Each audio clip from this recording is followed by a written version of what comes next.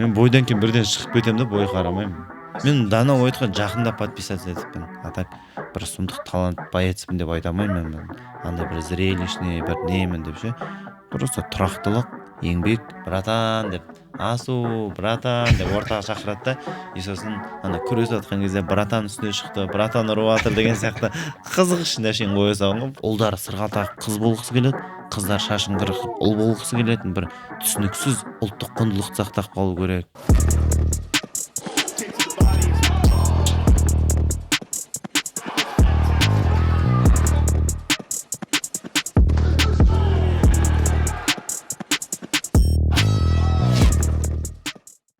Ей бері қара, бұл сап-сары подкаст. Бәріне сәлем. Бүгін бізде қонақта топ-5 UFC-ның топ-15 жауынгері Асу Алмабаев. Қош келдің. Қош көрдік. Ассалаумағалейкум бәріңізге. Уалейкум ассалам. Асу, біздің бүгінгі подкаст қазақша болады, бірақ мен кей кезде орысшаға ауысып тұрамын, өйткені вот так. Мен қазақша шала қазақпын десе. Иә. Пока мен шала қазақпын, бірақ мен мүмкіндігінше оны осы подкастты қазақша жүргіземін. Негізі қалың қалай? Жақсы, алхамдулилля, жақсы, шүкір. Аман сен. Тренировкамыз істеп жүрік. Наконец-то осы су бізге в тему осы жолы әрдайым алып келеміз да. Енді осы су бізге в тему болып тұр. Олар қазір сенің спонсорларың, дұрыс па? Иә, әзір спонсор болды. Қазір уақытша тоқтап тұр, бірақ алдағы уақытта жұмыс істейтін шығармыз. Негізі соңғы жекпе-жектен кейін демалып үлгердің бе өзің? Отбасыммен кішігірім демалдық. Ал былай толықтай бір демалып, бір спорттан алыстап, тренировка жасамай 10 күн ондай демалыс болған жоқ. Бірден келгеннен күннен бастап, Алматыға келгеннен күннен бастап, жекпе-жектен кейін тренировканы жалғастырып, шыңдалу үстіндеміз. Сразу бірінші күні тренировкаға келдің. Америкадан келгеннен кейін. Есімде жоқ, келген шығармын бірден. Не істейсің үйде жатқанда? Түсінікті. Негізі Хосе Джонсонға қарсы жекпе-жекті қайтып қарадың ба өзің? Екі рет қарадым. Өзіңе қорытындылар бірдеме жасадың ба? Командамен бірге мүмкін? Иә, енді қателіктер бар. Идеальный боец емеспіз ғой енді. Сондықтан бірақ енді ең басты ойлаған жоспарымыз толықтай орындалып жатыр ғой. Одан алыстап кетуге болмайды да. Мысалы, бір нәрсе жүріп тұрса, бір нәрсе ол әдемі жүріп тұрса, тем более одан алыстап басқа бір нәрсе ойлап тауып, күрес өтіп жатса, күрес жасамай, давай ушумен айналысайық деген сияқты. Бір нәрсе жақсы өтіп жатса, соны ары қарай шыңдандырып, тағы да кеткен бір қате кемшіліктер болса, солардың орнын жауып отыруға тырысамыз. Жекпе-жектен кейін Хосе Джонсон саған үлкен тексеру болады деген ойды Эдуард Базаров маған айтқан. Сен осы тексеруді сездің бе өзің? Енді тексеру болғанда әрбір боец мықты ғой. Оған дейінгі екеуі де оңай болған жоқ. Бұл да оңай болған жоқ. Өзінше бір нелер болды. Ұзын бойлы, ұзын бойлы, бірінші рет бұндай 57 келі салмақта рекорд екен бұның бойының ұзындығы. 1.83 ба, қателеспесем сондай екен. Бұндай ұзындықпен 57 келі салмағында адам болмаған. Осы UFC-де сол жағынан енді 61-ден шығып, кішкене физикалық тұрғыдан мықтырақ бола ма деп. Енді әртүрлі жаңағындай нелер болды, сақтанатын заттар болды, бірақ оның бәрінен жақсы өттік. Сол бойда ең қауіпті бір сәт болды, ол сені үшбұрышқа алған деген сәт. Сол сәтте қандай ойлар болды сенің басында? Көптеген ойлар болды ғой. Ең бастысы жан кетпеу. Егер сол сәтке түскен кезде не істейтініңді білмей қалсаң, ең қорқыныштысы сол. Болевойға түскен кезде соған сенің контратакаң болмай қалатын болса, ең жаман сол. Сен о жерден қылқынып қалу мүмкін, немесе шығам деп көп күш жұмсап алу мүмкін да. Энергияң бәрін сол бір приемнан шығам деп қалдырып кетсең, ары қарай жалғастыруың өзің үшін қиын болып қалуы мүмкін. Бірақ енді қанша жылдық неміз бар, еңбегіміз бар, опытымыз бар, тәжірибеміз бар дегендей. Сондықтан Алланың қалауымен әйтеуір аман сен шығып жеңіске жеттік қой. Осы үшбұрыштан шығуға не көмектесті деп ойлайсың саған? Қазір айттым ғой. Енді жаңағындай тәжірибе, бұрыннан бері осы спортта кешегіген жоқпыз. Табалдырығына біраз уақыт осы спорттың жілігін шағып жүрген майталмандардың бірі болғаннан кейін солай болды деп ойлаймын. Сол сәтте углды естідің ба өзің? Углды естіп отырасың ғой, былай деп. Енді бірақ мен жалпы өзім біліп тұрдым қалай шығу керек екенін. Қай тарапқа қарай массаны ауыстыру керек, қай жаққа аяқты қою керек, мойынды қай жаққа шығару керек деген сияқты. Өйткені үшбұрыш әдісінде сен мойынды шығарып алғанмен рычаг локтяға түсіп қалуы мүмкін. Сол сияқты қауіптердің бәрін организммен толық сезіп тұруың керек қой, бәрін контролировать етіп салқынқандылықпен дегенде. Осы үшбұрыш прям плотный болды ма сол кезде? Он же прям полностью закрыл треугольник. Енді оның бойының ұзындығы, аяғының ұзындығы бұндай әдістерге әдемі келіп тұр ғой. Аяқта мысалы арқадан алып аяқта тартып тастау, треугольникке алу деген сияқты бұған жасауға өте негізі ыңғайлы келеді. Сенің ойынша жалпы қандай әдістен, қандай приемнан шығу ең ауыр болады? Енді оны кім жасап жатыр, соған қарау керек та. Егер әдісті жасап жүрген адам әрдайым соны жаңағыда қайталап, сол тәжірибеде мықты маман болса, кейбіреулер гильотинаны жақсы жасайды, кейбіреулер арттан мойын қылқындырып жасайды, аяққа тартады. Әр адамның өзінің бір жақсы көретін приемдары болады. Сол приемға шыныққан, жатыққан адам болса, ол ұстайтын болса, ол жақсылап ұстап алады да. Ол без разница қандай прием болса, просто сол приемды істеп жатқан адам соны көп қайталап жүрген болатын болса, ол қандай жаңағы самбишн болмаса да кез келген адам үшін қиын болып қалады. Интересно, почему у Дастина Пория гильотина не проходит постоянно? Осы жекпе-жектен кейін сен бірден үздік 15-ке түседі деп күттің ғой, сені осы топ 15-ке кірмегеннен кейін қалай көңіліңе қатты өтті ма, жоқ па? Енді ойладым бірден топ 15-ке кіретін шығармын деп, немесе жаңағындай бонус ұтып аламыз ба деген сияқты әртүрлі ойлар болады ғой. Адам болғаннан кейін, пенде болғаннан кейін жақсы нәрсені ойлайсың ғой. Енді бірақ енді ондай бір ыңжырғамыз түсіп, бір су алып кеткен жоқ, бойымызды не түспей қалдық деп. Осыдан бір жыл бұрын ғана мен UFC-ге түссем екен деп мақсат қойып, соған әрекеттеніп неғып жүргем да, андай стремиться етіп жүргем. Ал қазір топ 15-ке адамның несі желаниясы деген бітпейді ғой. Топ 15-ке кірмен 10-ға кіріңдер. Онан кейін ол бір жағынан жақсы да, әрбір бір белесті алдың ба, екінші белесті алу адамның миында автоматически тұрады уже. Өйткені оған дейін жеткеннен кейін ар жағына да жетем деген мотивация бар ғой. Сондықтан ертеліге әйтеуір түстік қой. Енді 15-ке кірдің, енді келесі мақсат қандай сенде? Келесі мақсат айттым ғой, топ 10-ға кіру енді. Топ 10, сосын топ 5-ке кіру, белбеуді алу, белбеуді қорғау, сосын ары қарай көп қой. Үлкен ақша, үлкен ойлар әкеледі дегендей ғой. Енді сен топ 15-ке кірдің, өзіңді негізі қалай сезінесің, или уже мынандай бір өзгерістер жоқ сенде? Гонорар сол қалпы, зарплата сол қалпы, тренировканың уақытысы сол қалпы, азанда кешке барлығы бір қалыпта. Ең басты мотивация, то, что жасаған еңбегінен кішкене результат болып жатқанына, кішкене өзіңнің қойған мақсатыңа деген кішкентай бір ұлу сияқты бүйтіп алдыға жылжысаң да, бір қадам жасағаныңа қуанасың, еңбегіңнің әйтеуір Құдай көмектесіп жаңағыдай жанып атқанына. Ең бастысы ұтып результат көрсете беру керек. Результат барлық зат тұтады. Бірақ топқа кіргеннен кейін контракт қайта қаралмайды, Контракт қазір енді менеджерлар жұмыс істеп жатыр контрактымен. Біраз нәрселер өзгеріп жатыр негізінде. Көреміз енді алдағысты. Бірақ сенде пока әлі стандартты контракт 12+12. Негізі өзгерістер болып жатыр. Изменение бар. Бірақ енді алдағы уақытта менеджерлар айтады. Онда күтеміз жақсы жаңалықтарды. Осы ақша мәселесін жауап тастайық бірден. Өйткені барлықтарыңа ең қызықты нәрсе ол ақша. MMA деңгейінде UFC ол ең, так скажем, самая вершина. И барлығы ойлайды, егер сен UFC-да болсаң, сразу сен гонорарың үлкен, сен ең көп ақша аласың. Сенің алып атқан гонорарларың UFC-де ең үлкен ба, негізі карьераңда? Жоқ, бұның алдындағы промоушндарда да осындай гонорар алып жүргем, бірақ UFC-дің бренді жоғалып болғаннан кейін енді әлемдегі осы аралас жекпе-жектің шыңы болғаннан кейін енді осы жерге бәрі түсуге тырысады ғой. Енді бұл жерде гонорардың көтерілуі өзіңе байланысты.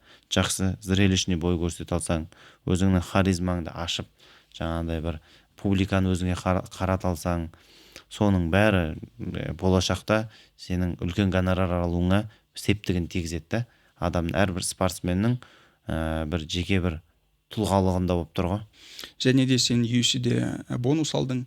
Осы бонусты неге жұмсадың? Бонус көп нәрсеге жұмсадым. Нақты есімде жоқ енді. Анаған көп қой. Қазақ болғаннан кейін жетеді жұмсайтын заттар. Негізі саған осы гонорар, ақша, залда пахать ету мотивация бере ма негізі? Әрине, отбасын, үйдегілерің бәрі алып атқан табысың толықтай жетіп жатса, қанағаттандырылып жатса, жаңағыда қолыңда дүниең болса, сен оны жақсы заттарға пайдалана аласың ғой. Балаңды жақсы жерге оқыта аласың, өзің жақсы көлік міне аласың, туысқандарыңа көмектесе аласың. Мысалы мұсылман болғаннан кейін жаңағыдай беретін зекеттеріңді жақсы көлемде бере аласың. Егер жақсы адамның қолында, жымот емес адамның қолында ақша болатын болса, жақсы жаққа направлениясын табылады ғой. Бірақ енді өмірдің мәні ода емес да, жалпы бір қанша ақша тапсаң да бір бақытты болу бір ақшада деген мәселе емес, бірақ сондай ресурстар қолыңда болса пайдаланғанға жақсы. Ал ақшадан басқа, материальный заттардан басқа саған мотивация не береді? Қандай тұрғыда? Мысалы, залға келесің ғой. Залда ма? Тренировка жасауда ма? Тренировка жасауда жақсы із қалдырып кету, осы бастаған жасап жатқан жолыңда бір жақсы бір кейін бір айтылып жүретін азаматтардың қатарында болсақ деген сияқты. Мысалы, олимпиада чемпиондары тарихта қалып кеткен ғой. Әрдайым олимпиада болған кезде мұны осылар олимпиада алып еді, кезінде мынау болған. Тарихта кәдімгі алтынмен жазылғандай, таңбадай жасалғандай іздері бар адамдар да. Сол сияқты әйтеуір сол жағынан да бір результат көрсету өзің үшін, және де жақсы бір ер азамат ретінде қалыптасу ғой. Өйткені чемпион болып оңай да, чемпион болу оңай емес енді. Чемпион болу оңай деген ол бәрі чемпион бола береді деген сөз емес ғой. Бірақ чемпион болғаннан кейін де өзіңнің азаматтығыңды ұстап қалу ғой. Сол мотивацияда көбінесе. Және ақша туралы ең соңғы сұрақ. Гонорарлардан ең қымбат нәрсе не сатып алдың өзіңе? Мүмкін өзіңе емес, мүмкін отбасыңа. Ең қымбат нәрсе ма? Есімде жоқ, прям андай қымбат бір зат алған. Көлік алдым біріншісінде өзіме. Енді сол көлік алдым. Сол шығар ең қымбат алған зат. Көлігіңді көрдім, жақсы көлік екен. Сол бірінші гонорарда бонус қалған алған. Осы UFC-ден. Мен 99 раунд дүкеніне рахмет айтқым келіп тұр, өйткені олар біздің көрермендерге осындай шынгерті розыгрышқа берді. ұтысқа. Осы шынгертіні ұтып алу үшін бізде осы подкастта қонағымыздың сұрағына дұрыс жауап беріп, және міндетті түрде өзіңіздің инстаграмды қасына жазып кетуіңізді сұраймын, өйткені осы инстаграм арқылы мен сізді тауып осы ұтысыңызды жіберем. Және де Сарбас деген промокод бойынша 99 раунд деген дүкенінде любой боксерский перчатки алған кезде сізге бинты, капа және қолғапқа сумка сыйға тартады. Көруден ләззат алыңыздар. Сен UFC-да 3 бой өткіздің, иә? Оның екеуі Fight Nights'та болды, біреуі номерной турнирде болды. Негізі масштабтарына қарасаң, айырмашылықтары бар ма? Fight Nights пен номерной турнирінің? Әрине, айырмашылық бар. Fight Nights болғанда бірінші менікі Теннесседе өтті, бірақ халықпен өтті ғой. Зрительмен үлкен 10-15 мыңдық үлкен неде өтті Fight Nights болғанмен. Номернойға жақын болды анада. Одан кейінгі Майамидегі уже Дастин Паремен кім төбелесті? Ол да бір мықты турнир болды. Ұмытып қалдым. Кім? Шона Мейли төбелесті. Шона Мейли мен Верамен төбелесті. Вера төбелесті. Ол да мықты үлкен турнир болды Майамиде. Поремен сол жақта Сен-Денимен төбелесті. Сондай болды әйтеуір. Одан кейін Fight Nights дегенде мен осы неге Вегаста ненің ішіне төбелескен кезде сезіндім ғой. Эпикс. Апекстің ішінде төбелескенде халық жоқ, тып-тыныш. Өз-өзіңді қалай сезіндің болельщиктермен бірге и болельщиксіз? Енді маған болельщиктермен ұнайды. Болельщиктермен үлкен ажиотаж, адамдар, андай энергия жақсы да. Мысалы, біз раздевалканың ішін көрмейміз ғой, бірақ сен өз-өзіңді қалай сезіндің? Наберной турнирда, мысалы, UFC өз бәйістеріне басқаша қарайды, бүкіл внимание береді мүмкін, или былай айырмашылықтар болды ма, жоқ па? Жоқ, әр боецке индивидуально қарайды ғой. Сол жағынан UFC-дің уровені ол гонорарда емес ғой. UFC-дің уровені әр боецқа деген отношениедан ғой.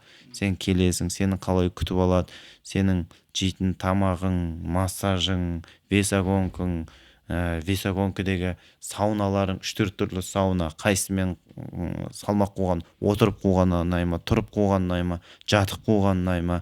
Весогонкадан кейін восстановлениеге берілетін бүткіл докторлар келіп түсіндіріп береді. Мынаны осынша уақыт жасың, мынау кәдімгі біреу кіріп тұрып светті өшіріп жағып тұратын адам сол жұмысына өзінің жауапкершілікпен қарап тұрған адам да.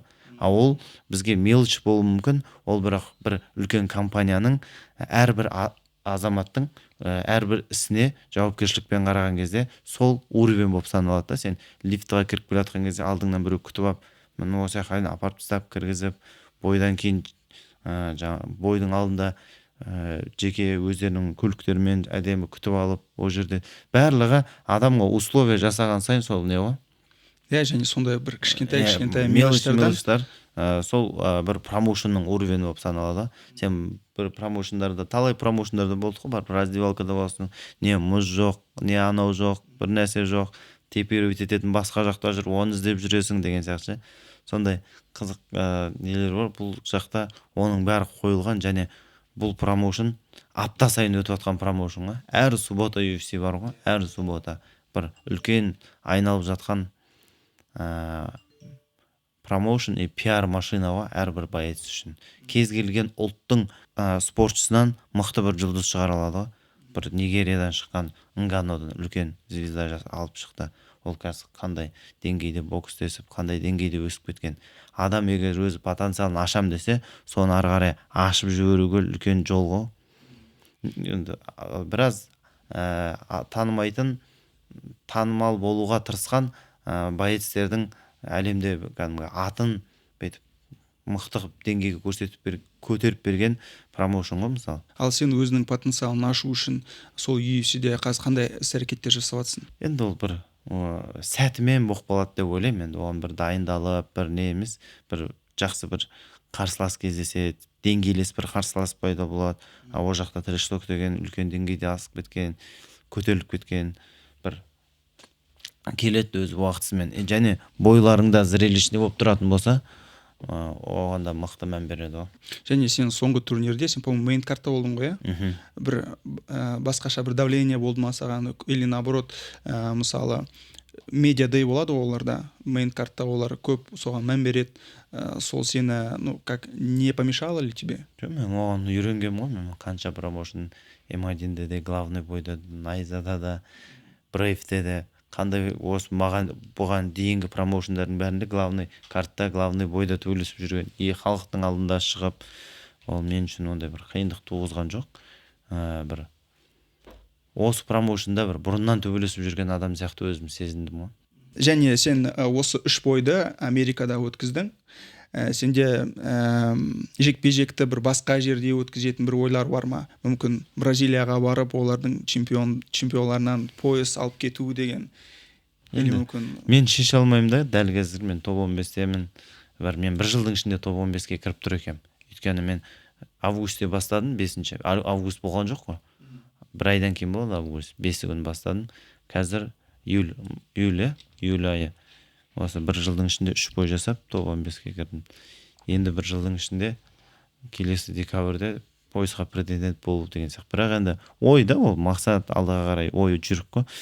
Бірақ енді бір қалада төбелессем екен деген ондай цель жоқ. Мысалы UFC береді, сол жерде төбелесем, без разницы қай жақта төбелес сетка болса болды, главное, октагон болса, соперник болса. Бірақ сен соңғы интервьюда айтқансың, Абу-Дабида төбелесем деп. Абу-Дабиде төбелескім келген, менеджерлерге ұсындым. себебі ана тренерлерге UFC-дің ішкі кухнясын көрсеткім келді да, қалай не. Осы біздің Дартимдағы тренерлерге. Иә, Эдуард Базаров енді главный бас бапкеріміз ғой. Сол кісі әрдайым толық дайындап сол жаққа жібереді ғой, Америкаға, Генри Куфтың қол астына қарай. Бүге жүшкесіне дейін барлық затымызды дайындап, денсаулығымыздың бәрін орнына келтіріп, сол жаққа жібереді. Сол кісі қасымда болып бір рет октагонға шығып неғысы екен деген ой болған ғой. Бірақ ол қазір виза жоқ та ол кісіде. жоқ, имеется в виду, сен бойың Абу-Дабиде, ол пока под вопросом, или уже ол талқыланбай ма? Или белгісіз ба әлі? Әлі белгісіз, енді заттар бар, шешілік болған, бірақ енді дәл қазір оны мен іштеген деп жариялаймын. Бірақ менеджерлер қазір іс-әрекеттер жасап жатыр. Және сен жақында Ройволмен жекпе-жекке қызығушылықты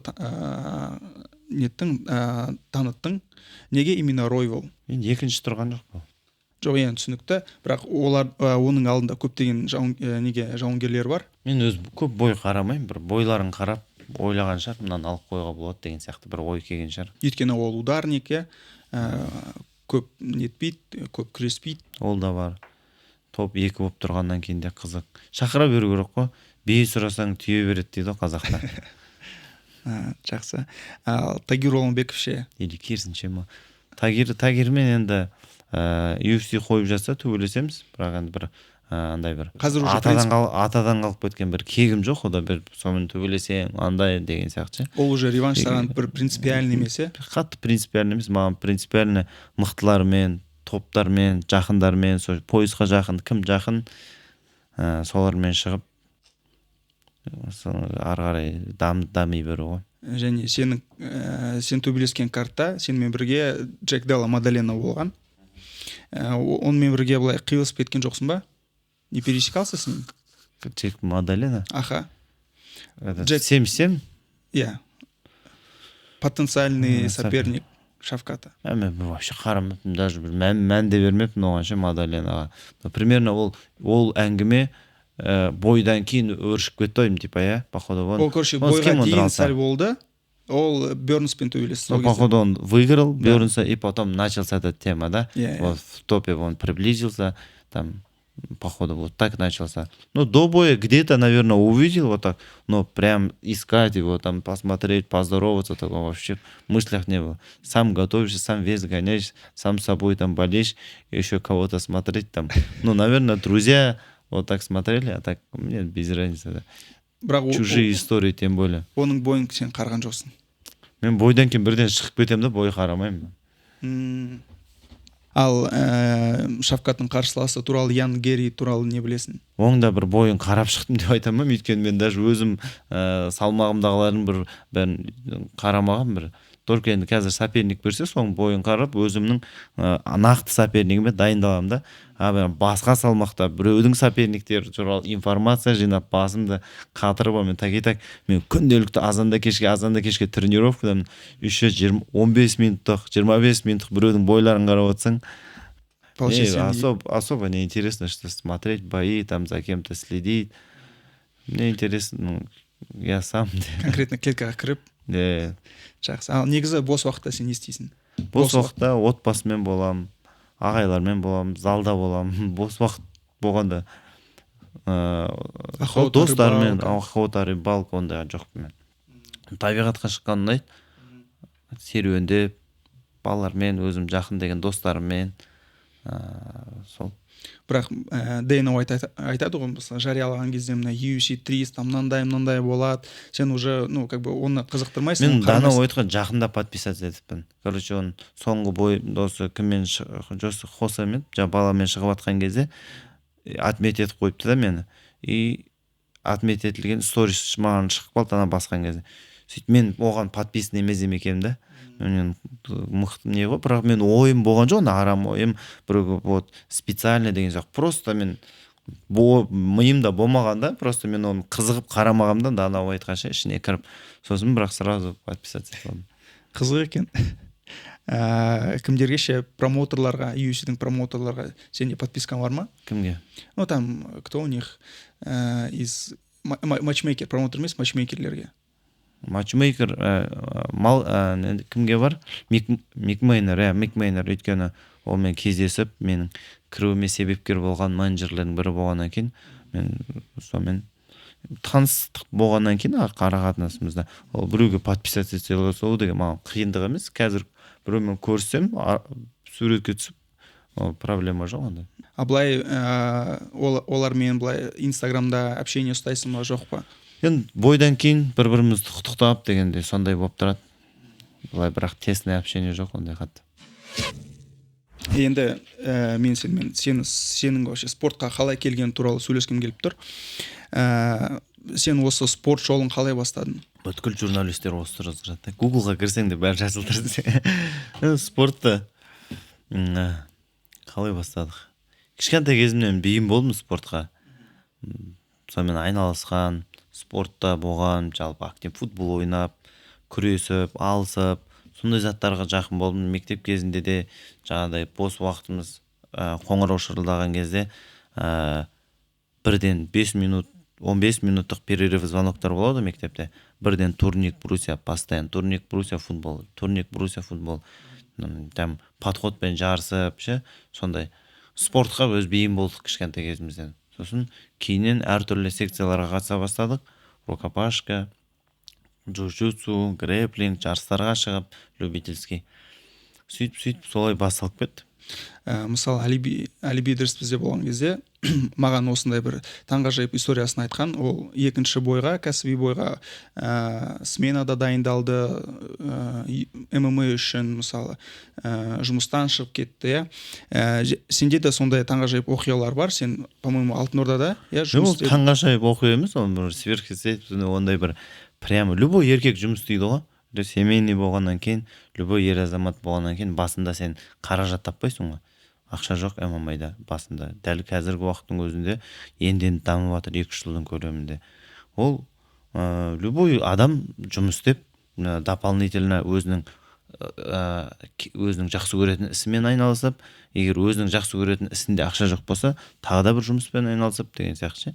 Ал базарда жұмыс істедік Алтын Ордада. Өйткені бізде отбасылық не болды? Бизнес болды. Отбасылық бизнес болды. Бір жерде қиналдым, маған қиын болды, онда ештеңе болған жоқ. Альхамдулилля, отбасымызға жететін бизнесіміз болды. Таңда азанда сезондар кезде 5-те 6-та баратынбыз, жұмысымыз істейтінбіз. Одан кейін кешкі 7-ге дейін тұрамыз. Одан кейін залға келеміз, залда тренировка істейміз, үйге қайтамыз, түнгі 10 болады, ұйықтаймыз. Тура солай круглый год айнала беретін да. Сосын кейіннен бір определенный бір жасқа келген кезде, жастан бөлек бір уровень өскен кезде ММА-дан түсіндім. Мен тек осы спорттың түрінен бір результатқа жете алатыныма кішкене болса да сенім болды. Өйткені басында білмедім мен бұдан бір нәрсе шығара аламын ба, шығара алмаймын ба. Бірақ бірінші Құдайға, екінші өзімнің еңбегіме үміт еттім да. Енді қазір альхамдулилля әйтеуір ақырындап болып жатыр. Бірақ енді андай бір трагедияға әкелудің қажет жоқ та. Өйткені главное қарасу, нан болса да жейтін тамағым әрдайым болымда болды. Әке-шешем қасымда, денім сау деген сияқты. Ал қазіргі таңда сол бизнес сендердің отбасыларына бар ма? Жоқ, 2018-де ме, 17-18-дерде мен қалай тоқтадым. Одан кейін тағы 1-2 жыл жұмыс істеп тұрды. Сөйтіп әке-шешем Таразға көшіп кетті. Сонымен қазір ол әкем басқа бизнестің түрімен айналысады. Кішігірім өзінің кәсібі бар, бизнес емес енді. Сол сияқты сондай ғой.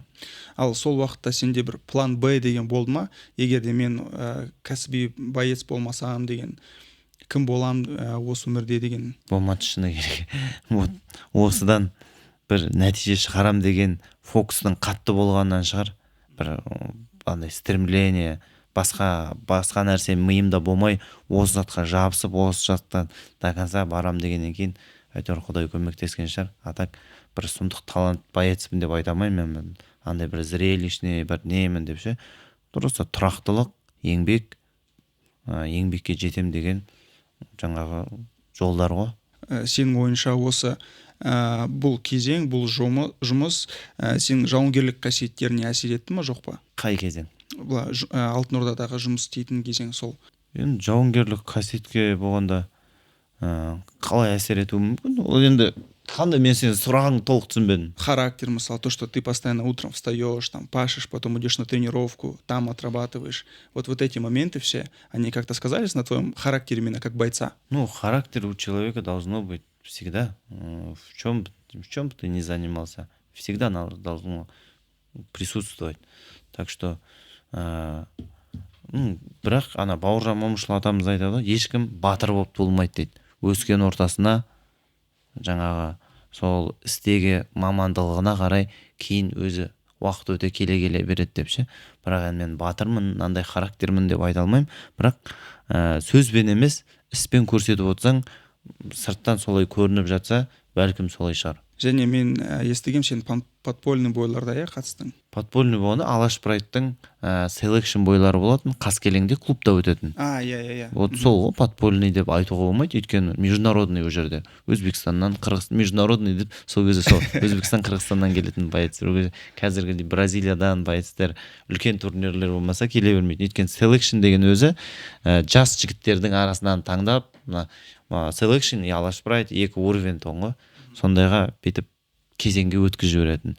Енді прям подпольный емес, кәдімгі ашық, любой адам келе алады, видео бар, телевизордан көрсетілетін не тоңғы. Оны да телевизорда көрсететін. Алматы деген каналдан көрсететін. Соған түсу үшін, телевизорға көріну үшін төбелесетінбіз ғой.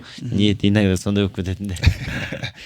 Енді жаспыз, не деген сияқты. Сол кезде де 57-ке шықтым ғой, 61-ден гран-при ұтып алғам, 61-ге шығып жүрдім бір 2-3 бай. Одан кейін 57-ге шыға бастадым. Гран-приде қандай приз болды сенде? Приз? Или приз болған жоқ па? Приз болғанда бір 50 мың теңге болған шығар, может быть. 3 бойға. 3 бойға. И то мен білген жоқпын, кетіп баратқан тоғым. Маған промоутер біреуге айтқан жоқ, сен осындай ақша аласың деп. Сөйтіп қасымда Ерлан деген, Тілеумбет деген бір біздің неміз болатын. Бізде камбо джиу-джитсуда жаттығатын чемпион мира үлкен ағаларымыздың бірі. Мысалы, бізден жоғары деңгейдегі ше.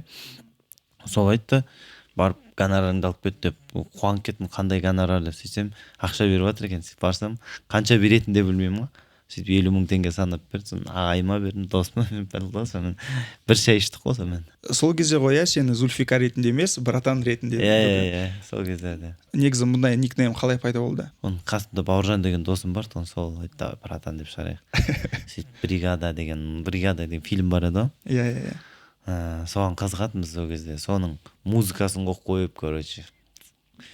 Еще ана комментаторлар қызық болады дейді, мысалы, братан деп, асу, братан деп ортаға шақырады да, и сосын ана күресіп жатқан кезде братан үстіне шықты, братан ұрып жатыр деген сияқты қызық үшін әшейін қоя салған ғой. Ешқандай ой жоқ, цель жоқ, просто әшейін бір давай сен осындай бол деген сияқты. Типа прикол ретінде. Сонда қалжың әзіл ретінде қарадық. Сол гран-принен кейін сен уже өзгердің ғой, өзінің никнеймін? Или еще бола бердің ол? Бірден өзгерген жоқ, походу. Кейін өзім ойладым, енді братан деген нефтен болатын жараң кішкене қалай деп ше. Сосын солай уақыт келе өзгерді. Сол уақытта сен біраздан кейін мен әлемнің үздігіне кірем деп мақсат болды ма сенде? Ойларың или просто сен просто выступил там без каких-то целей стать лучшим в мире? Ондай цель болған жоқ, шыны керек. Бір әлемде, өйткені ММА енді дамып жатқан тұғын. Ол жерде андай универсальный боецтер де жоқ тұғын. Андай болып, мынау вольник, мынау греплер, мынау боксер деп апаратын. Мысалы ше, соперниктеріңе де сөйтіп қарайтын тағысың. Ал қазіргідей жан-жақты боецтер аз болатын негізі. Қызығушылық қой, просто өзімде потенциал болып тұрды. Тренировканы жақсы көрем, постоянно тренировка жасаймыз. Мысалы, медеуге барып кросс жүгірудің өзі 2 пересадкамен андай автобусқа отырып, мысалы қыстың күндері барып кросс жүгіріп, қайтадан түсіп, тер болып қайтадан автобусқа отырып, төмен түсіп, сосын тағы 2 перес. Просто ол біз үшін қиыншылық болған жоқ бір. Просто біз жақсы көрдік та осы спортта. И ешқайда дайындалмасақ та, біз әр сенбі сайын, суббота сайын медеуге кросс жүгіру, типа обязан сияқты. Бізге тренер айтпайтын, вот кросс жүгіріңдер, анам. Просто біз өзіміз вот еңбек етейік деген сияқты. Жақсы көрдік та, ол жақсы көргеннен шыққан шығар. Ал енді сен Қазақстанның ең жақсы командадасың, Дартим деген. Бірақ Дартимге дейін сенде бір мынандай тұжырым или команда бірдеңе болды ма, тренер? Тренерлер болды. Дартимге дейін мен Каза ММА деген Қазақстан ұлттық ММА болды ғой бір Иә, уақытта. Сода болдым, числиться жаңағыдай спортсмен ретінде. Одан кейін Алаш Брайтта болдық. Сосын өзімнің Алаш Брайттың өзінің командасы болды ма? команда болғанда сол Алаш Брайтта Данияр ағаның қасында әйтеуір спортсмен ретінде сол жерде болдық. Сосын Proof Fight деген өзім любительский командам болды. Жаңа Тілеумбетов Қанат деген жаттықтырушым 2012-де келгем. Сол 2013, 14, 15, 16-ға дейін төбелесіп жүрдім ғой сол жерде. Жаңағыдай чемпионатта Қазақстан сол жерде көбірек ашылдым мен. Сол жақта жүрген кезде басқа мемлекеттерге барып спортсмен ретінде жақсы қалыптастым. Өйткені біздің алдымызда мықты поколение болды. Соларға қарап стремиться еттік. Солар сияқты болғымыз келді. Бір менің бір жақсы болып қалыптасып кетуіме бір үлкен септігін тигізген командам. Әзірде командам ғой, бірақ профессиональный емес да. Барып андасында амандасып кіріп тұрамыз дегенде. Ал Дартимға қалай кірдің сен? Дартимға кім осылай құрылдық, осылай шақырылдық дегенде ғой. Барып басында көрдік, жай әшейін тренировка жасап, неғып сөйтіп кейіннен жаңағы қазіргі басшымыз Альдар Болатович сол кісі жинап бізді команда құрып, өзінің ойын жеткізіп, біз сендерден пайда көрейін, либо басқа бір не демес, осы қарапайым қазақ балаларына жаңағындай мүмкіндік беріп, және де финансовый көмек беріп, моральный көмек беріп, жан-жақты дамытып, соның үстінде елдің туын көтеріп жүргеннен кейін үлкен деңгейде поддержка ретінде ашқан ғой. Сөйтіп келе профессиональный команда болып кетті ғой 1-2 жылдың ішінде. Қазір 5-6 жыл болып қалды команданың құрылғанына уже. Сендердің залдарында чемпиондар бар, Қазақстанның ең үздік бәйістер бар. Осы команданың жетістігі неде деп ойлайсың? Команданың жетістігі ауызбіршілікте, бауырмашылдықта, мақсаттың бірлігінде. Бәрінің мақсаты, әрбір спортсменнің мақсаты чемпион болу. Біз залда жүрген балалардың алдында біз живой, тірі пример болып жүрік. Мысалы, UFC-ға түстік, UFC-де өнер көрсетіп жатырық. Енді бұрын как будто бір невозможный сияқты зат сияқты көрінетін еді көбісіне. Ойға түсу бір қиын сияқты. Бір жолды Шафқат бар, мен бар, UFC-де шығып жүрген бауырларымыз бар. Жолды таптап, біздің артымыздағы поколениеға ашып беріп жатырық та, дайын. Просто енді Қазақстаннан десе, біз жақсы өнер көрсететін болсақ, аналарға жақсы көз қараспен қарай алатындай деген сияқты. Ол жақта мықты бәйістер бар дегенде. Сол жағынан, барлық жағынан командамыз мықты болып келе жатыр деп ойлаймын. Балалардың көзінде оты бар, біз сияқты боламыз, бізден мықты боламыз деген балалардың ниеті бар деген сияқты. Осылай команда жақсы деңгейде, әлемдік деңгейде көтеріліп жатыр ғой. Енді сонда да әрине қателіктер бар командада, кейбір недоработкалар бар, онсыз болмайды. Өйткені командаға бір 20-10 жыл болған жоқ па, үйрену үстінде келе жатқан командамыз. Қазір командаларының не жетіспейді деп ойлайсың? Бірдеме бір такое, то, что явно есть что-нибудь или такого нету? Жоқ, толықтай бар, мықты маман иесі, главный тренер Эдуард Базаров команда үшін бар жан дүниесін салып, осы әрқайсымыз бір мықты деңгейде көтерілсек деген, ол ұйықтаса да, тұрса да сол оймен жүрген мықты тренерлердің бірі да. Өйткені өзі айтады әрдайым, мен сендердің чемпион болғандарыңды күнде ұйықтап жатқан кезде, оянғанда да, жатқан кезде де тілеп жатам дейді. Мен сендерге сенем дейді. Ал сенің қасыңдағы ең жақын адамдарың, әсіресе тренерің саған сондай сенімі болу, сенің жекпе-жекке шыққан кезде өте оңай болады саған ше, моральный поддержка. Қанша жерден сен тау қопарып тұрсаң да, моральный поддержка всегда керек. Соны мықты жасай алатын бас бапкеріміз бар. Одан бокстан, тағы да басқа түрлерден тәжірибелі жаттықтырушыларымыз бар. Енді не керек? Спортсмен болып жақсы профессиональный деңгейде жақсы өнер көрсету үшін бәрі бар командада. Және сене екінші командан бар. Ол уже екінші команда Америкада, Kill Cliff деген. Бір ұқсастықтар бар ма екі команданың? Енді подход, тренировочный процесс деген нәрселер. Енді ол жақта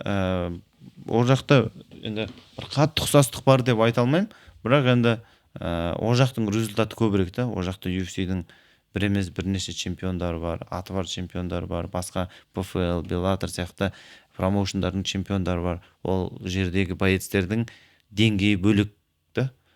Сол сияқты тренерлердің де взгляды бөлек, басқаша қарайды, басқаша қырына. UFC-ға барып күнделікті аптасына қанша рет барып жаттықтырушылар секундант болып келеді. Оларға шай ішкен сияқты да барып секундант беріп, UFC-дің атмосферасы, кез келген атмосфераны жай қаралады да. Генри Хофф сол жағынан өте мықты.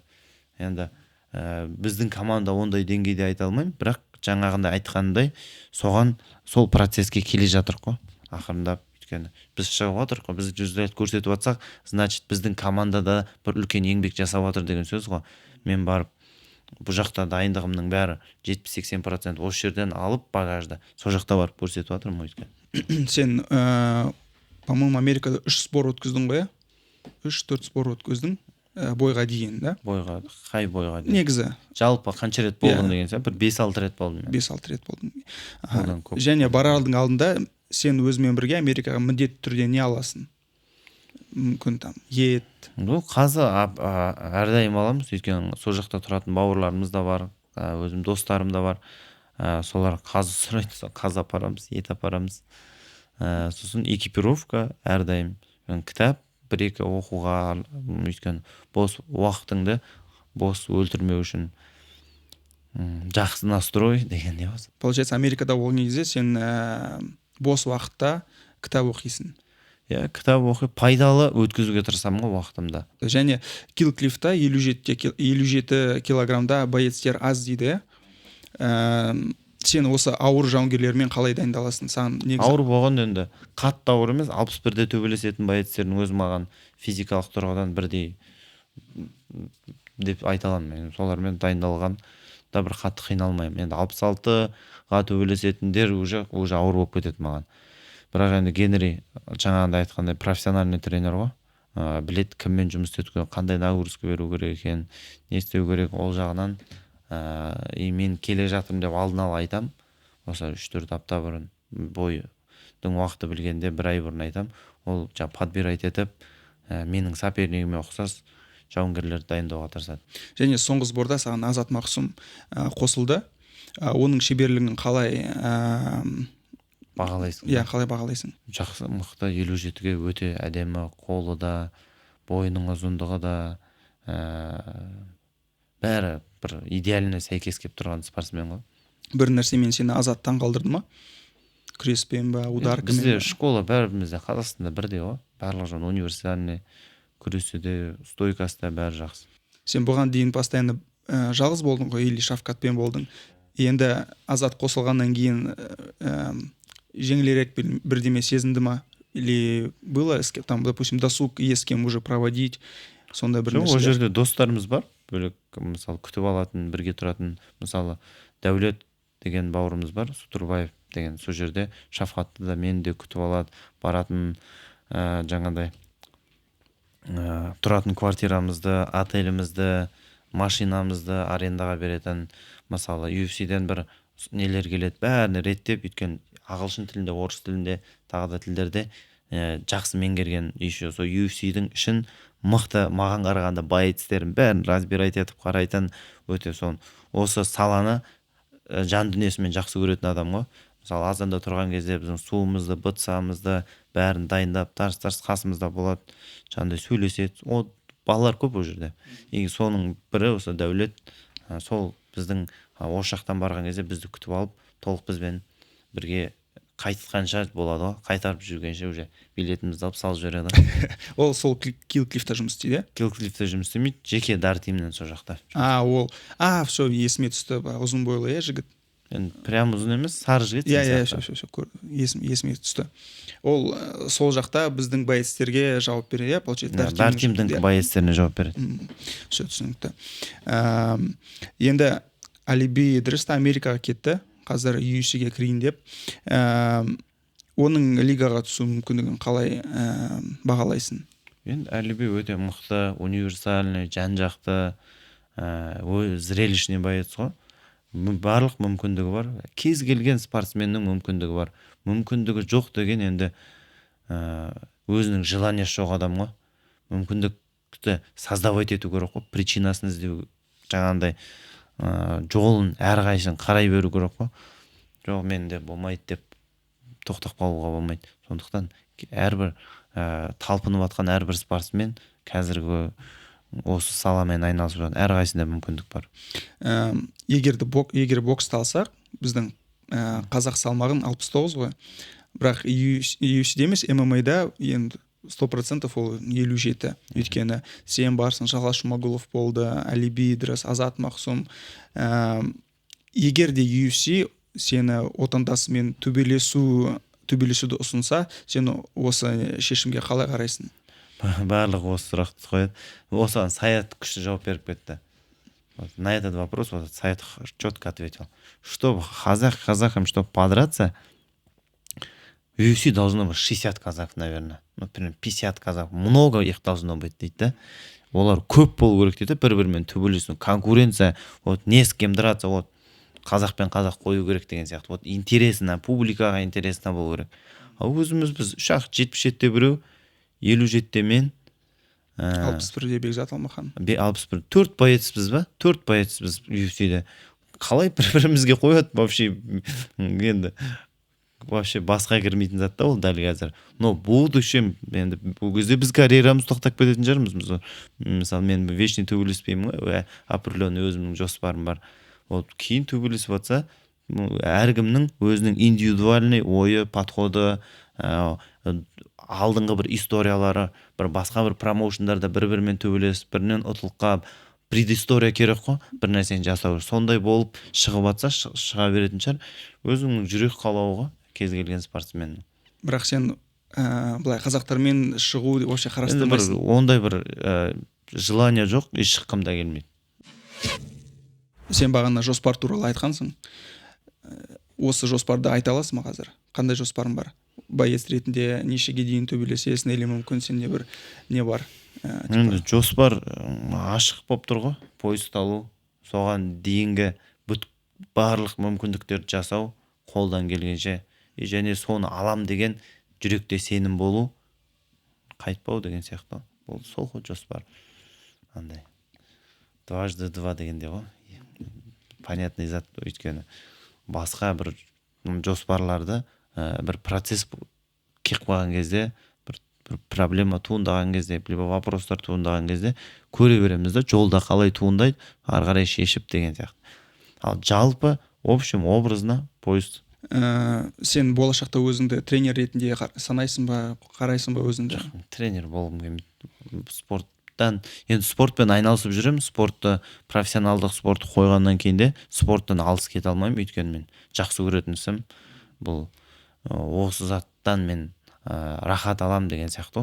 Айны күрескеннен, терлегеннен, еңбек еткеннен бір тамағыңда сіңімді болады, миыңда тыныш болады деген сияқты. Енді әркімнің өзінің бір жақсы көріп, біреу охотаға шыққанда содан бір рахат алады. Мен тренировка істегенде залға келіп, сол сияқты. Бірақ өзіңді кім ретінде көресің боец карьерасынан кейін? Көреміз, енді елге қызмет еткіміз келеді, жастарға, болашаққа, келе жатқан буындарға, әйтеуір бір осы спорт саласында бір қызмет жасасақ, соларға бір пайдамыз тисе, спорттың дамуына, өйткені спорт несімен маңызды?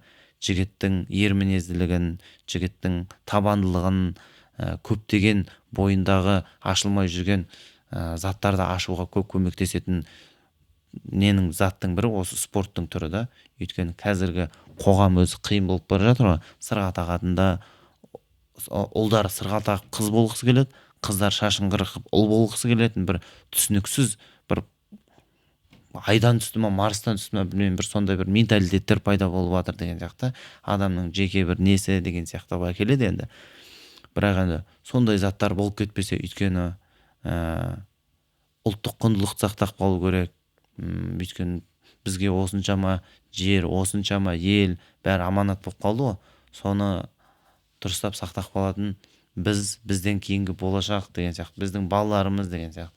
Сол заттарға бір септігін, бір мұхитқа түскен кішкентай тамшы болса, сол сияқты болса да бір пайдам тиіп кетсе екен деген ой ғой. Бір атақты болып, андай бір тек осыны деп мақтану үшін, рия үшін емес, тек осы бір жақсылықтар пайдам тисе деген ой спорттан кейін. Вот ты только что сказал, то, что там мужики хотят стать как девушки, девушки как мужики.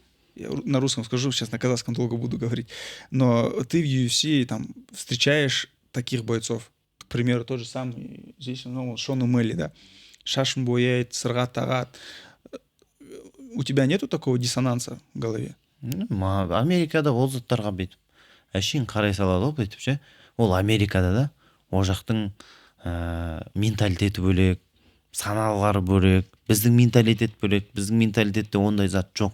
Бізде үлкенді сыйлау деген, ата-анаға деген құрмет, ата-анаң тастап кетпеу деген сияқты ше. Ағаңа деген құрмет, кішіге деген ізет, адамның еркек болып қалыптасуы, балаңа жақсы тәрбие беру, балаңның ертең кез келген жағдай ел қорғай алатын, кез келген жерде өзінің мінезін көрсетіп, басқа бір қиын қыстау бір нәрсе болып қалатын болса, бірден өзінің жаңағындай тұрақтылығы бар, табанды еркектер, сондай көрем да мен өзімнің жеке принципімді. Оларда бір басқаша принцип, бізде басқаша принцип, бізде басқаша менталитет, бізде басқаша тәрбие. Біреу сияқты болуға өйтіп не қылудың қажет жоқ та. Біреуге ұқсап ол атақты, от түрі осындай бояп алып та оя жақта без разница қарайды, главное адамсың ғой деген сияқты. Ол қазіргі жастардың внушательдік деп жатқан сол ғой. Японияға қарай корейстер сияқты боянып, сызылып, бүйтіп андай болғысы келеді. Аналар қарайды. Өзіміз сияқты болса, өзіңмен өзің болса, будь собой дейді ғой. Өзіңмен өзің болсаң, ешкімге зияның да тимейді ғой. Мен жеке бүйтіп біреудің вниманиясын алам деген ойлар көп қой жастарда. Сол зат құртып отыр ғой. Ана атың шықпаса жер өрте дейді ғой. Мін осындай мен туралы айтыңдар деп. Сондай заттар. Енді ол тәрбиеден шығар. Және де сен сол себептен ба трэш-токты жасамайсың, или просто ол саған қызық емес па? Трэш-ток, сопернигің трэш-токты қозғағысы келіп тұрса, саған бір намысың әтетін сөздер айтып жатса, қарғып қалмайсың ғой. Егер ол енді бір жұмыстың бір түрі болып қалады ғой кейіннен. Сол арқылы жаңағындай публикаға қызық болып жатса, енді просто ол жерде дайындалып келмейсің ғой. Сен мен саған мынандай айтамын, сен маған мынандай айтасың деген әңгіме болмайды ғой. Екеумізде еркек болғаннан кейін біреу бір нәрсе деп отса, бүйтіп отырмайсың, жақсы әдемі айтып жатсың деп. Сөйтіп пайда болатын зат шығар. Ал ағылшын тілі туралы не дейсің қазір? Оқып жатсың ба? Соны дамыту керек, оқу керек деп жүрік қой. Андай ғой, Америкада жүрген кезде, мен барған кезде осымен айналсам, мен барам, ағылшыншамен бәрін қойып тастаймын деп, ағылшыншамен самолеттен қалай қазақтың жеріне аяғың тиеді. Солай ғой. Ассалаумағалейкум, қалайсың бауырым деген кезде бәрін ұмытасың ғой. Как раз таки Саят говорил в недавнем интервью. Спрашивают у молодых, кто хочет попасть в UFC, поднимают все руки. Кто изучает английский, никто не поднял. Но сен уже UFC-ге кірдің, саған UFC-ның басшылары айта ма, айтпай ма, пресс-конференцияда ағылшынша сөйлеу керек деп, или менеджерлері мүмкін?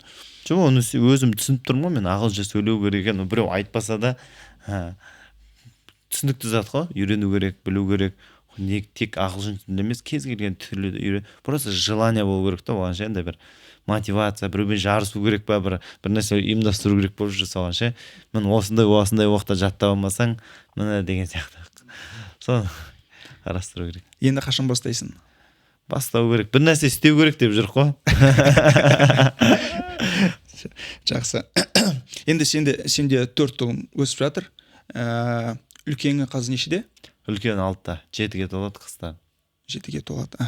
Енді сен олардың негізі жауынгерлерде ұл болған кезде постоянно сұрайды ғой, енді сенің ұлың сенің артына бара ма, боец бола ма деген. Сен өзің қалай ойлайсың? Спорт залды ашып көрсеттім жалпы. Мен спорт зал мен дайындалатын жер. Мен ол жерде тер төгіп еңбек жетіп жатырмын. Әзірше қызық оларға. Өйткені мен ютубтан көреді, телевизордан көреді, көшеде біреудің мен суретке түсіп жатқанын көреді. Оларға енді үлкен ұлыма қызық соның бәрі. Бірақ кейін потенциалы неге ашылатын? Ол дәрігер болады, пожарник болады. Басқа бір нәрсені ұнатып жатса, мен оны заставить етпеймін, барып жоқ спортсмен боласың деп. Сол бастаған ісінде қолдаймын ғой. Әке ретінде әрбір бастаған жақсы іс болатын болса, дұрыс іс болатын болса, қолдап, сыртынан дұғамды оқып, әрбір ата-ана не істейді, ол үшін жақсылық қалайды ғой. Мен де сол үшін ұлдарым үшін тек жақсылық қалаймын. Бірақ спортсмен боламын деп жатса, енді пожалуйста ғой, мен өз барысымен білген көрген заттардың бәрімен бөлісуге тырысамын. Сен өзің былай Абдулманап Нурмагомедов сияқты тренер бола аласың ба өз балаларыңа? Енді мен ондай бір деңгейде тренер боламын деп айта алмаймын енді. Мен Едик ағай айтамын ғой, сен болшы деп ше, тренер болшы деп ше, мен кіріспеймін деп, саған сенемін деп. Өйткені жақсы спортсмендер бар, бірақ тренерлік деген мамандық ол біреу кәдімгандай бір не сияқты да, бір құдай беретін сияқты да, мынау тренер, мынау мықты тренер болады деген, мынау спортсмен болады деп. Бірақ спортсмен тренер болуы былай да былай 50-50. Тренер болып туылады ол ше. Адамды түсінеді, сенің жүрегің деген ашады, психолог болады, ол жан жақты болады, сенімен сөйлеседі, саған мотивация беретін жерде мотивация беріп жібереді. Жаңағыдай сені манипулировать етіп отыратын адам ғой. Қай кезде тақта оның бәрін неғылу үшін үлкен тәжірибе керек та. Мен өмір бақи спортсмен болып, енді өмір бақи тренерлікке өмірімді арнағым келмейді. Оның да жолы ұзақ болу керек та ол үшін. Сондықтан бір қатты бір тренер. Енді жалпы спорттан шәрт етеміз ғой, былай түсінесің ғой. Бірақ енді тренер болу үшін де басқа бір қабілет керек деп ойлаймын. Сен бағана популярность туралы айттың. Сені адамдар таниды, фотоға түседі. Қазір ол саған кедергі жасамай ма? Жоқ, қатты кедергі жасамайды. Ондай бір енді адам көп жүретін жерлерде болып қалмасаң, енді ұяласың ғой, бәрі бетіп келіп жатса. Ал былай бір қатты бір кедергі жасайтындай, бір топырлап 100 адам тұрып қалатындай деңгейге жеткен жоқ біз енді. Бір екеуі танса, біреуі танымайды, біреуі танса, үшеуі танымайды, сөйтіп келіп жатады арасында. Мүмкін сенде бір қызық историяң бар. Нет у таких прикольных историй? Когда люди подходят, хотят сфотографироваться, сондай бір историяң жоқ па? Бір история болғанда бір не болып қойған. Короче, біреу ол UFC-дің алдында бет қасыма келді да, сен біреуге ұқсайсың дейді да. Сөйтіп, мен әншімін ғой десем, бәсе деп қояды. Қаяқтан қалай, жақсы отыр ма бәрі де. Иә деп қояды. Ал енді біз подкасттың соңына келдік. Енді бізде бір есть обычные вопросы. UFC-да үздік 5 жауынгерді кім деп санайсың? Қазіргі действующий уақытта ма или вообще целым алған историяда ма? Можешь и так назвать. Енді 5 тарихта бола алатын болсақ, Джон Джонс, Джордж Сан-Пьер, Могущий Мышонок, Хабиб, однозначно. И 5-шісі Шафхат Рахмон. Жақсы. Ал Қазақстандағы топ-5 жауынгер, бірақ UFC-де емес. UFC-де емес, Қазақстанда Алибей Дырыс, 57 ең мықты болып тұрған қазіргі уақытта. Басқа салмақтарда кім бар? Пояс бір алып подсказка бересің ғой. Енді біздің залда Фаниль бар, Триштоктың бір басқа эрасын алып келген Қазақстанға. Жұман бар, жақсы 61-де барлық промоушнда төлесіп жүр. Қазір біреулерді ұмытып тұр, менде ренжімесін енді ше, кейбіреулер көп қой. Бәрі мықты ғой негіз, бірінен сен тұр, мен атайын деген жігіттер ғой бәрі. Но раз мы их троих вспомнили, я тоже сейчас, сен айттым ғой подсказка бересің деп, өзім сейчас сижу и думаю, кого назвать. Ну, в голову никто не приходит, потому что, скорее всего, вот эти трое, они сейчас, на слуху, все их знают. Да. Скорее всего, про других, UFC демес, Қайрат Ахметовті айтса болады. Енді ол бұрынғы баштек, мен төбелеске келмей тұрып төбелесіп жүрген ветеран. Енді бірақ действующий әлі мықты, мен мықты деп санайтын жауынгерлердің бірі болады. Ол бірінші номер 1 десек болады да, Қайрат Ахмет. Енді 5-шісі тағы да басқалары десең.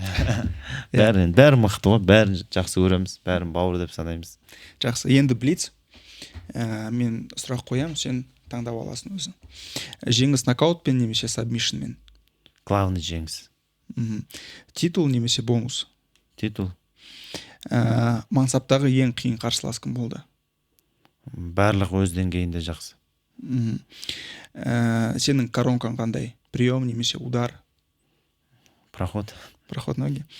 Бой мечты қандай? За пояс. Енді соңғысы, можешь ответить открыто. Спорт саған не берді? Мүмкіндіктер. Все, осымен біздің бүгінгі подкастымыз аяқталды. Рахмет қатысқаныңа. Рахмет сіздерге. Енді перчатки. Автограф. Жоқ, автограф керек емес. Просто мы зададим вопрос. Хотел предложить хорошую идею. Ну ладно. Автограф. Шынымды айтсам, бізде просто ақ не жоқ. Маркер жоқ па? Ақ маркер жоқ. И постоянно маркер іздеу деген. Тем более, у меня Қиын мына жағдайда 21 ғасырда маркер табу өте қиын. постоянно еще қолымда ұстау. Просто я объясню, почему. Мысалы, Mighty Nine раунд бізге де айтады, постоянно неге қол қоймайсың. Я хочу, чтобы кто выиграл эти перчатки, он в них тренировался. А чтобы не поставил домой, типа, вот мне там Асол Мабаев или там еще кто-то подписал. И, то есть я хочу тем самым... Рабочая тема болсын ма? Да, рабочая тема болсын. Да, чтобы наши зрители выиграли эти перчатки, ты до подкаста озвучил классный вопрос, на который сам не помнишь ответа, поэтому мы будем его искать. Енді сұрақты қойсаң өзің. Мен айтайын ба сұрақ қай жылы, қай промоушнда үздік самбишин жауынгері атандым? Все, міндетті түрде осы... Если вы хотите выиграть эти перчатки, вам нужно обязательно будет подписаться на канал и в комментариях написать ответ. И рядом с ответом напишите свой инстаграм, чтобы я вас нашел. Все, мен қазақ тілім бітті, короче. Либо купить 99 раундах пусть. Либо купить 99 раунд, да. Все, Асу, рахмет. Ассалаумалейкум.